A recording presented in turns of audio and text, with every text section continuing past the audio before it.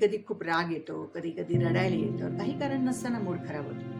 हे सगळं हार्मोनल चेंजेसमुळे होतं. आज आपण टॅपिंग करून ते हार्मोनल चेंजेस आपण शांत करू शकतो.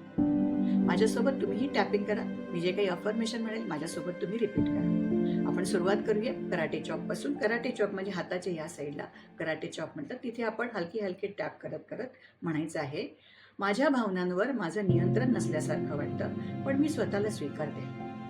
माझ्या भावनांवर माझं नियंत्रण नसल्यासारखं वाटतं, पण मी स्वतःला स्वीकारते. माझ्या भावनांवर माझं नियंत्रण नसल्यासारखं वाटतं, पण मी स्वतःला स्वीकारते. डोळ्यांच्यामध्ये हे मूड स्विंग्स मला खूप त्रास देतात. हे मूड स्विंग्स मला खूप त्रास देतात. हे मूड स्विंग्स मला खूप त्रास देतात. डोळ्यांच्या बाजूला कधी कधी शांत वाटतं, तर कधी एकदम चिडचिड होते. कधी शांत वाटतं, तर कधी एकदम चिडचिड होते. कधी शांत वाटतं, तर कधी कधी एकदम चिडचिड होते. डोळ्यांच्या खाली मी स्वतः कधी शांतला समजून घेत आहे. आता मी स्वतःला समजून घेत आहे. आता मी स्वतःला समजून घेत आहे. नाकाच्या खाली माझे हार्मोन्स जरी इम्बॅलन्स झालेत ना, तरी पण मी त्यांना शांत करू शकते.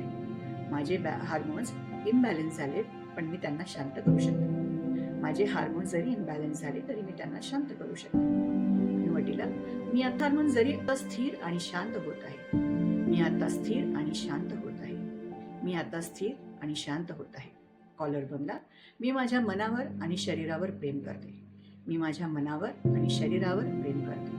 मी माझ्या मनावर आणि शरीरावर प्रेम करते.